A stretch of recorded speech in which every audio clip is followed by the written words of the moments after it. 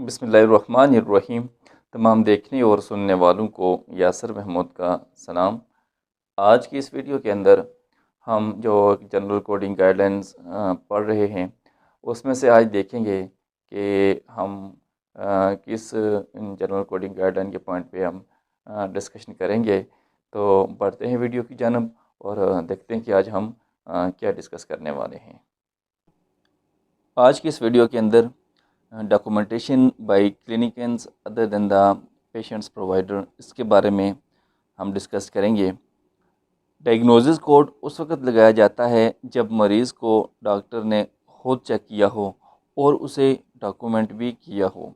ताहम कुछ एक्सेप्शंस ऐसी भी हैं जिनकी बुनियाद पर अगर मरीज़ को डॉक्टर ने खुद चेक ना किया हो बल्कि उसके आपस में मौजूद क्लिनिशियंस ने चेक किया हो और उसको मेडिकल रिकॉर्ड में भी डॉक्यूमेंट किया हो, तो डायग्नोसिस कोड को लगा सकते हैं।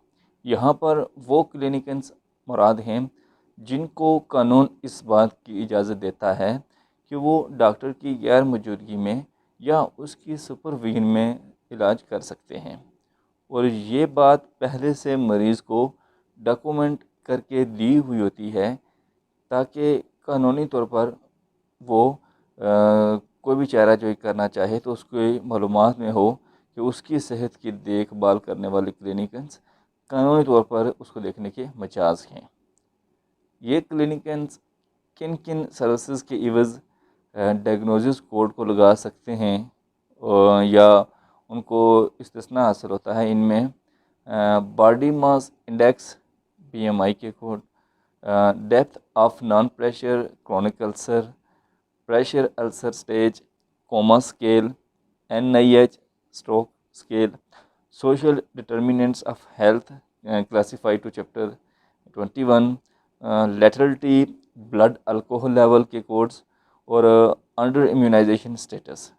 ये इंफॉर्मेशन क्लिनिशियंस मरीज़ की केयर के लिए डॉक्यूमेंट कर सकते हैं।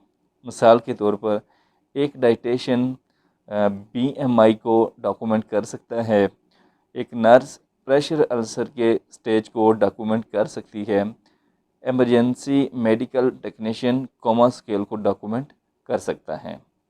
ताहम एसोसिएट डायग्नोसिस को सिर्फ एक मरीज़ का प्रोवाइडर ही डॉक्यूमेंट करेगा, इसके अलावा कोई और नहीं करेगा।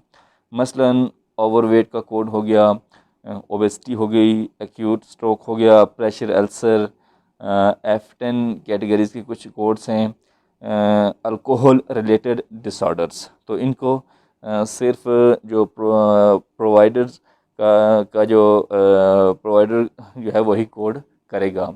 अगर मेडिकल रिकॉर्ड के अंदर कुछ कॉन्फ्लिक्ट आ रहा है और वो क्लिनिशियंस साइड की तरफ से डॉक्यूमेंट किया गया है तो उसके लिए पेशेंट प्रोवाइडर्स यानी उस मरीज़ को चेक करने वाले डॉक्टर से ज़रूरी पूछेंगे यहाँ तक कि ईच और एवरीथिंग क्लियर ना हो जाए।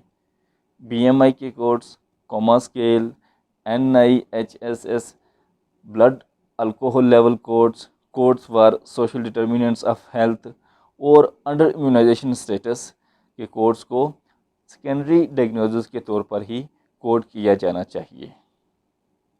एक एग्जांपल आपके साथ शेयर करने जा रहा हूँ। A patient with a BMI of 39.8 has a stage 3 pressure ulcer on her right buttock। यहाँ पर एक मरीज़ की दो कंडीशन को बताया गया है। एक तो उसकी BMI 39.8 को बताया गया है और दूसरी स्टेज 3 प्रेशर अल्सर को बताया गया है जो कि उसके राइट बटक पर है। तो BMI की मेजरमेंट 39.8 बताई गई है। BMI को सबसे पहले अल्फ़ाबेटिक इंडेक्स में देखेंगे जहां इसकी कोड रेंज 39.0 से 3.9 और इसका कोड Z68.39 दिया गया है। BMI को फिर टेबुलर लिस्ट के अंदर वेरीफाई करेंगे जहां Z68.3 की कैटेगरी में जाकर देखें तो नीचे इसका कोड और कोड रेंज आ रही है Z68.39 body mass index, 39.0 to 39.9 adult. इसी तरह स्टेज 3 प्रेशर अल्सर को भी अल्फ़ाबेटिक इंडेक्स में जाकर देखेंगे तो सबसे पहले अल्सर, फिर उसकी जो स्टेज 3 है उसे, और आखिर में बटक L8 9.3 देखेंगे। यहाँ पर कोड मुकम्मल नहीं हो रहा तो इसको जाकर टेबुलर लिस्ट के अंदर जाकर वेरीफाई करेंगे। तो वहाँ पर जब हम जाएं देखें तो L89.313 pressure ulcer of right बटक stage 3 आएगा और यूँ हमारा कोड कंप्लीट होगा। उम्मीद है कि ये वीडियो आपके लिए काफ़ी हेल्पफुल साबित हुई होगी। आपसे रिक्वेस्ट है कि आप ये वीडियो जहाँ खुद देखते हैं वहाँ आगे इस इंडस्ट्री से वाबस्ता लोग जो हैं उन तक भी ये पहुँचाएँ। अल्लाह ताला हम सबका हामी व नासिर हो। अपनी दुआ में याद रखिएगा। अल्लाह हाफिज़।